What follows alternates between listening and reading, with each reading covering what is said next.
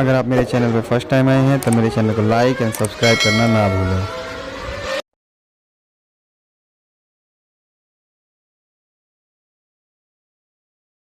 इसमें हम समझेंगे कि कैपेसिटर क्या काम कर रहा है, डायोड क्या काम कर रहा है, जेनर डायोड क्या काम कर रहा है और ट्रांजिस्टर्स क्या काम कर रहा है। तो फर्स्ट ऑफ ऑल हम बात करेंगे कैपेसिटर से। हम एक सर्किट के थ्रू इसको समझने का प्रयास करते हैं।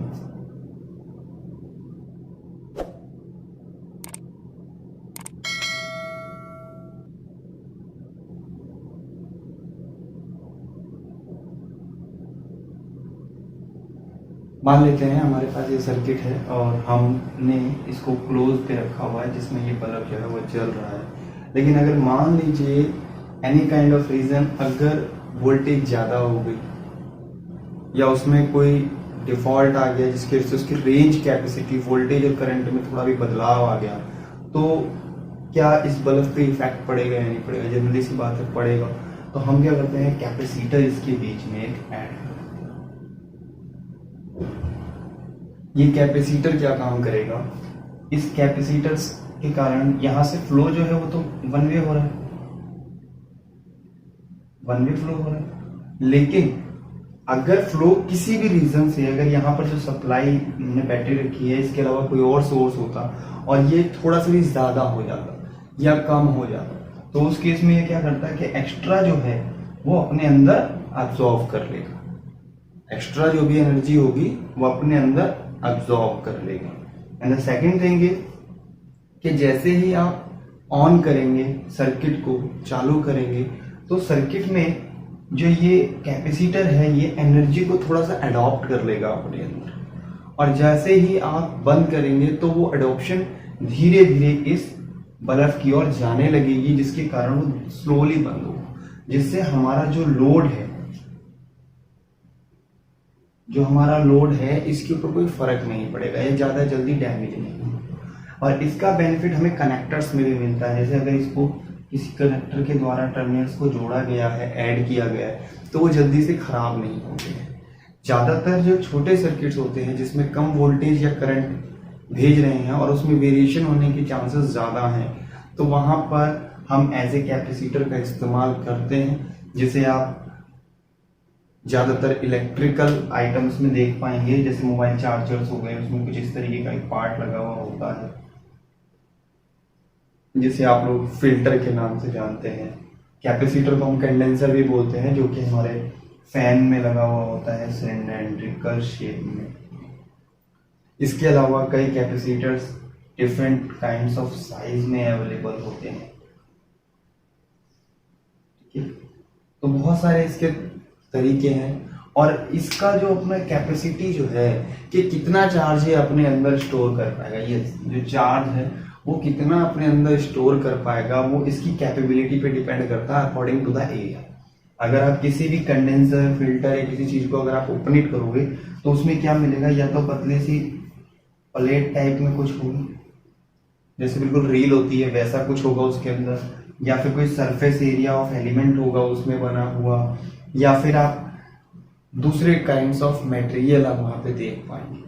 तो ये जो हमारा कैपेसिटर हमारे लोड को जो है सुरक्षित बनाए रखता है, जिससे हमें ये पता चलता है कि एज ए प्रोटेक्शन डिवाइस हम इसको इस्तेमाल करते हैं। अब हम बात करेंगे डायोड के बारे में। जैसा कि हम सभी लोग जानते हैं, कि जो डायोड होता है वो हमारा क्या काम करता है, जरा वन वे फ्लो, सिर्फ एक दिशा में फ्लो करवाने के लिए हम डायोड का इस्तेमाल करते हैं। चलिए इसको एक बार एज ए ग्राफ में दोबारा इसको किसी सर्किट के द्वारा ही हम इसको समझते हैं।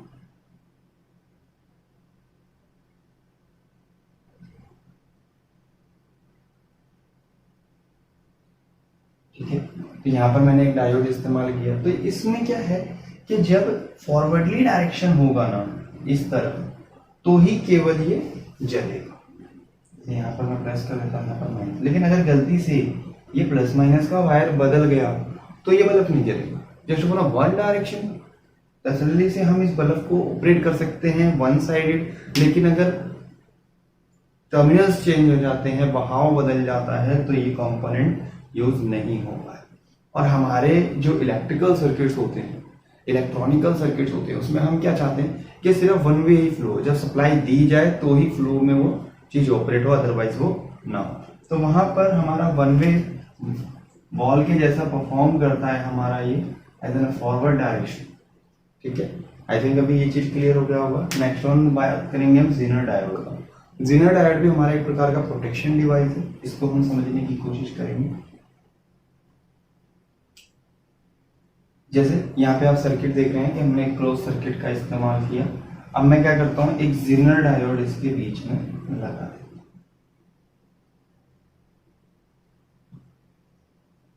ठीक है, अब होगा क्या कि इसमें एक वन वे फ्लो तो इसके अंदर ऑलरेडी है पहले से, तो हमारा बल्ब जो है वो जल रहा है। लेकिन एनी काइंड ऑफ रीजन अगर वोल्टेज में बदलाव आ गया या करंट में बदलाव आ गया तो क्या होगा, यानी इसको मैं दूसरे तरीके से यहाँ पर और करता हूँ कि 5 वोल्ट का एलईडी है और इसका कैपेसिटी जो है ना वो भी 5 वोल्ट है।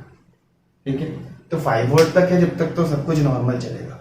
लेकिन जैसे ही चेंज आएगा, जैसे मान लीजिए यहाँ पर जो 5 वोल्ट भेजना था ये किसी रीजन से डेवलप होकर के 7 वोल्ट हो गया, तो ये क्या करेगा कि इस बल्ब को जो भेजना है वो तो भेजेगा 5 वोल्ट, लेकिन 2 वोल्ट आपका इधर नीचे की तरफ से होता हुआ बाहर निकलेगा।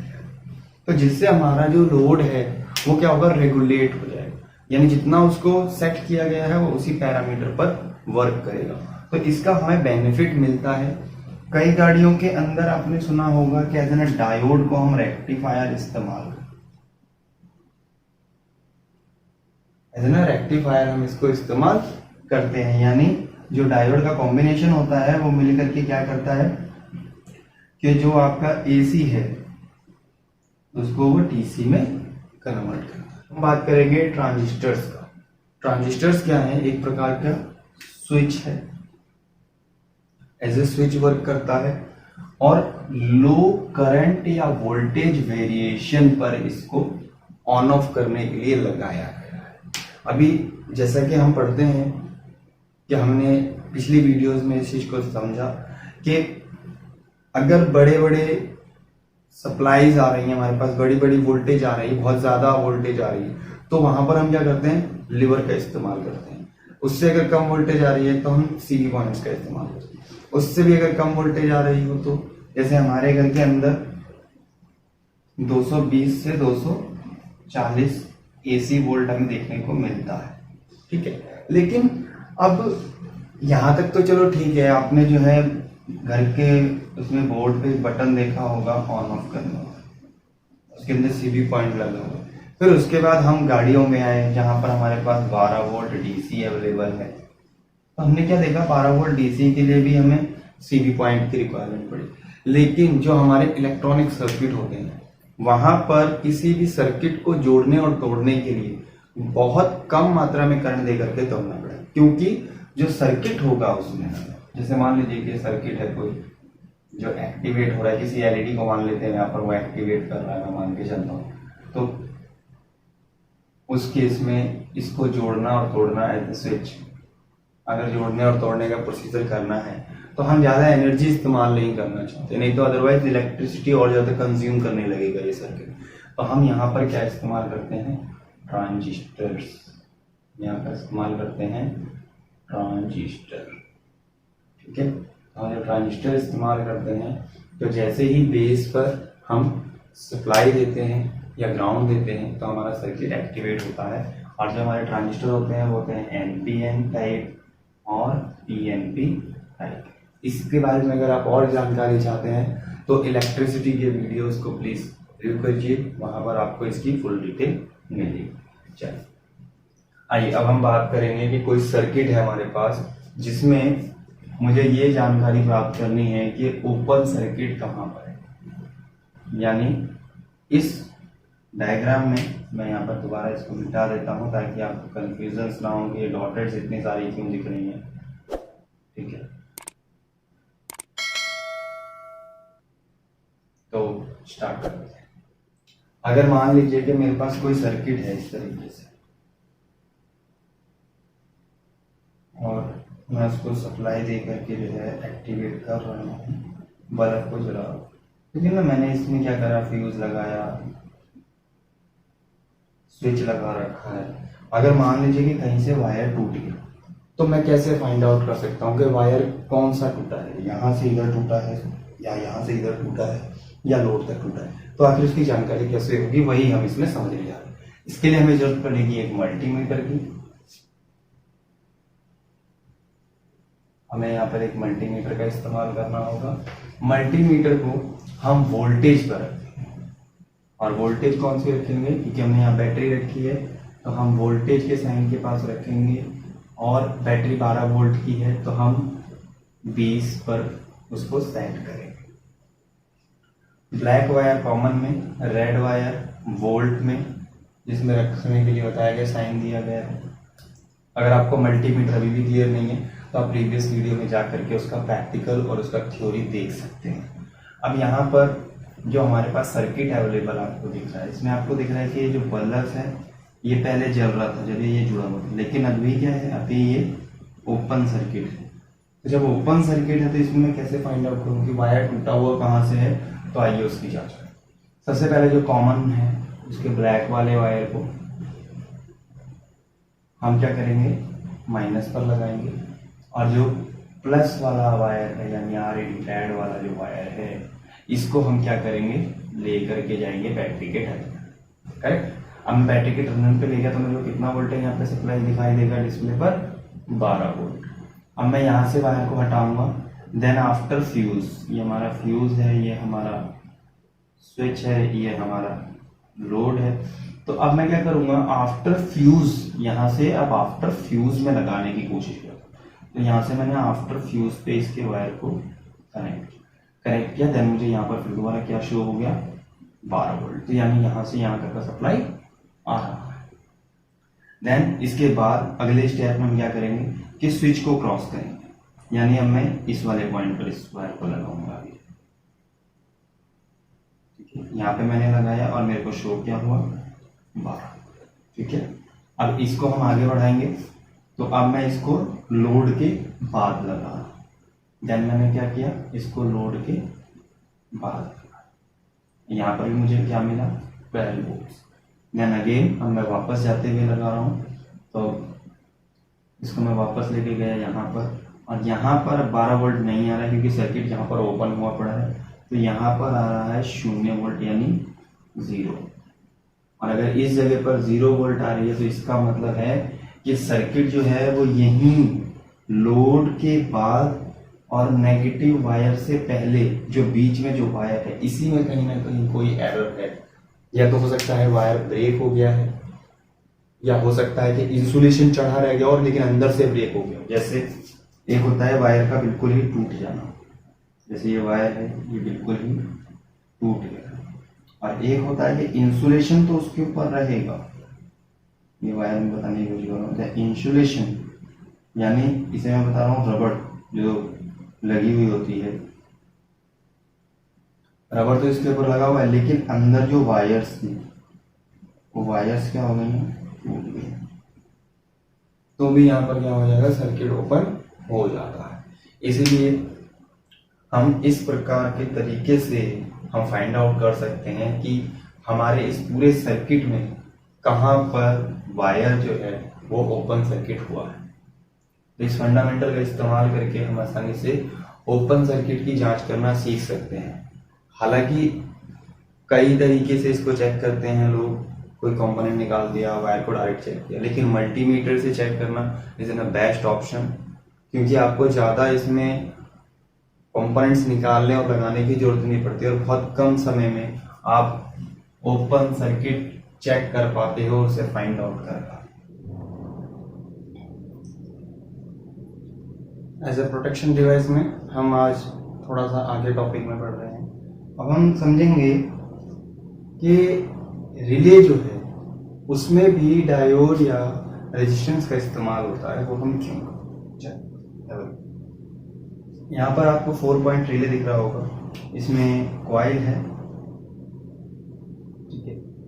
अब यहाँ पर आप देखेंगे कि यहाँ पर डायोड लगाया गया है, यहाँ पर एक हाई ओम का रजिस्टर लगाया गया है। तो मतलब क्या लॉजिक क्या है इसका, इसको हम समझने को देखिए, इसको समझने के लिए पहले हमारे लिए रिक्वायर ये होगा कि हम पहले समझ लें कि कॉइल क्या चीज होती है। हमने पता है कि इसमें हम करंट भेजते हैं तो कॉइल के अंदर मैग्नेट जनरेट होता है। ठीक है, इसको एक बार समझिए। मान लेते हैं कि ये हमारा कॉइल है, ठीक है, इसके अंदर मैग्नेट जनरेट होता है और मैग्नेट जनरेट होने से क्या होता है, यहाँ पर एक आयरन कोर लगी हुई होती है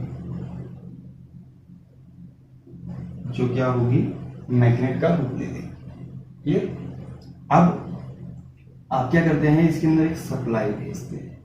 मैं मान लेता हूं आप 12 वोल्ट का सप्लाई इस पर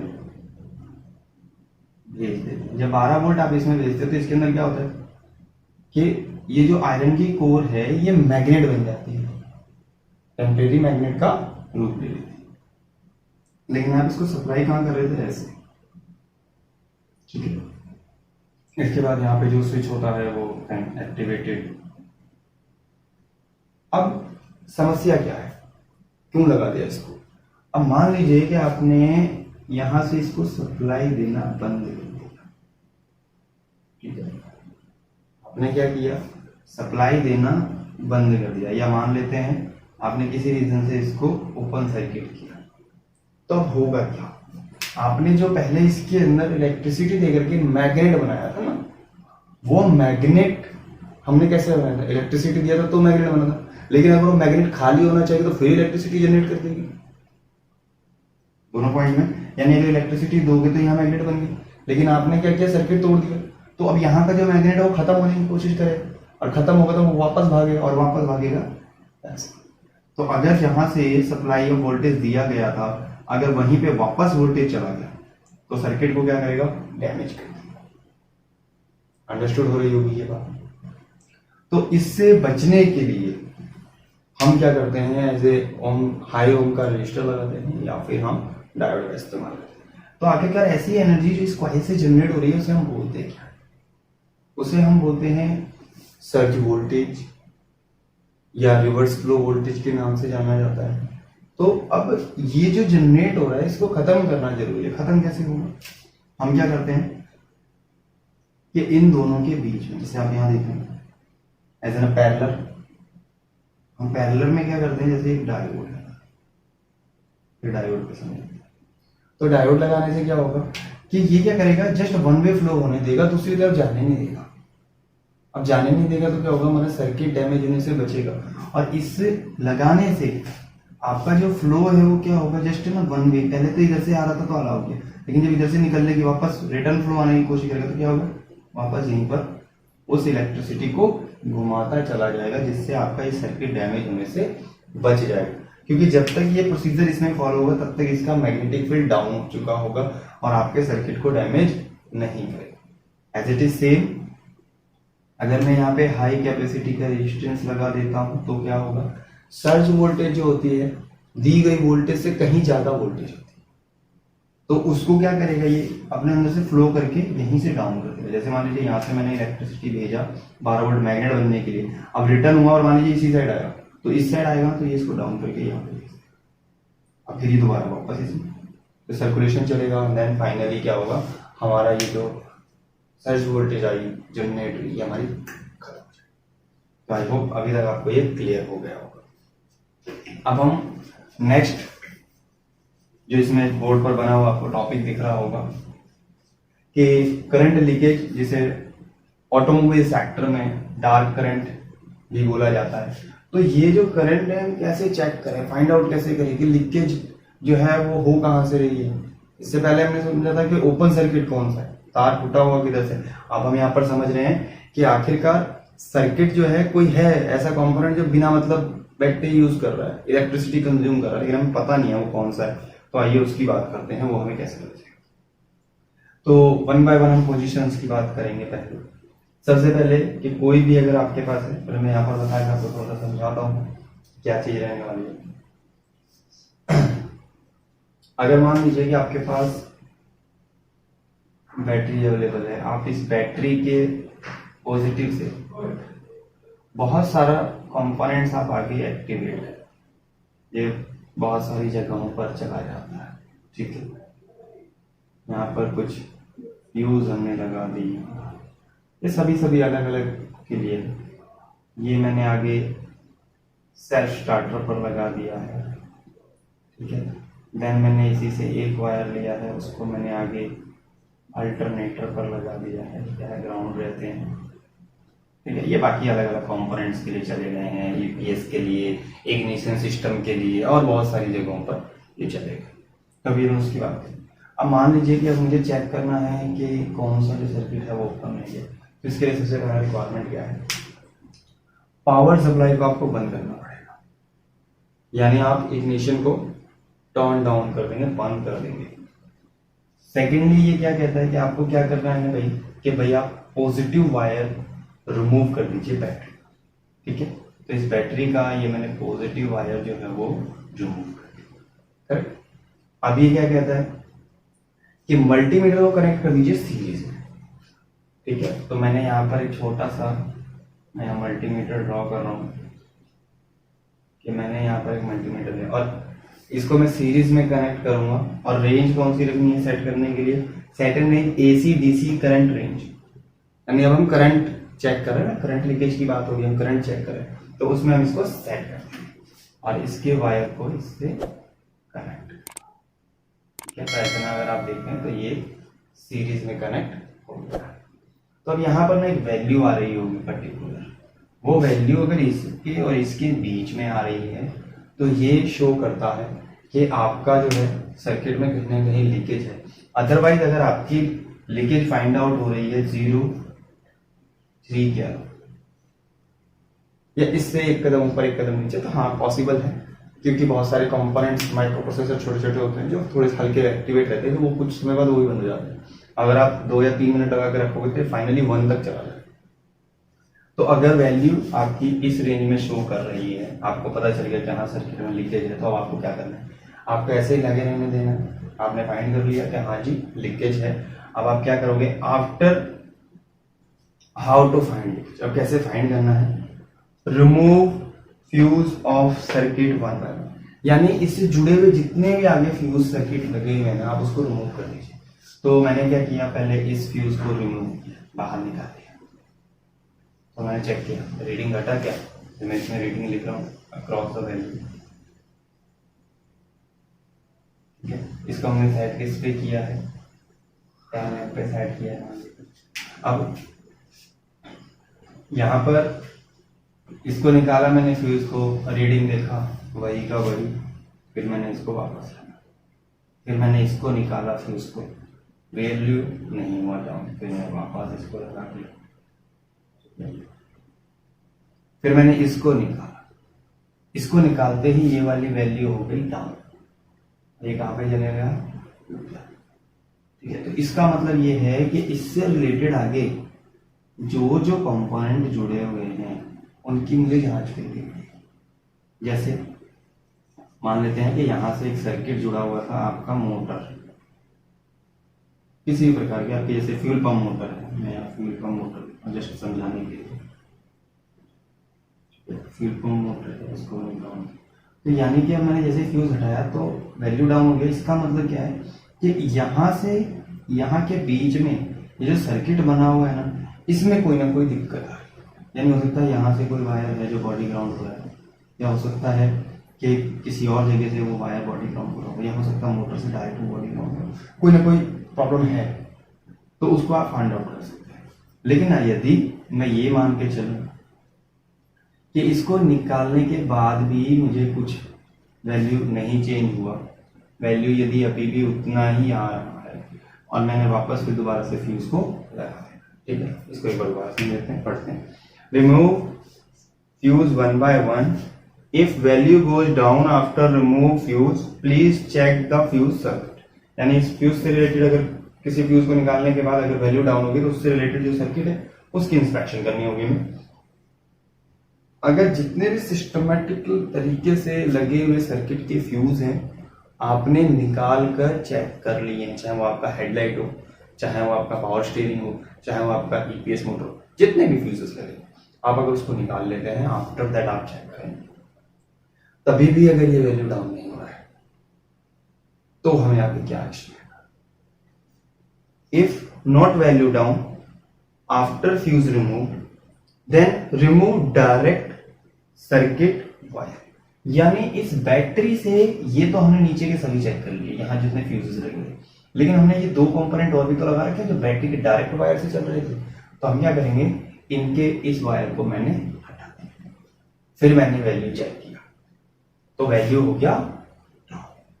वैल्यू डाउन हो गया तो इसका मतलब क्या है कि इसमें कहीं ना कहीं इस सिस्टम में ही कोई ना कोई एरर है, तो मैं इसमें फाइंड करूँ। और अगर इसको हटाने के बाद भी वैल्यू डाउन नहीं हुआ है तो मैं नेक्स्ट दूसरे पॉइंट पे आ गया। अब ये जो कंपोनेंट आप देख रहे हो, इससे रिलेटेड और भी इलेक्ट्रिकल कंपोनेंट्स हो सकते हैं जो आगे इसके द्वारा ऑपरेट हो रहे हैं। तो आई होप अभी तक आपको ये समझ में आया हो। इसको थोड़ा सा और शॉर्ट करते हैं, एक बहुत सिंपल भाषा में इसको समझने की कोशिश करेंगे, बहुत ही सिंपल तरीके से। ठीक है, मान लीजिए कि एक घर है, उस घर में बहुत सारे फ्लोर बने हैं। तो हमारे पास में एक मीटर होता है घर पे लगा हुआ, उस मीटर से हमने क्या किया, सबको एक सप्लाई दे दिया।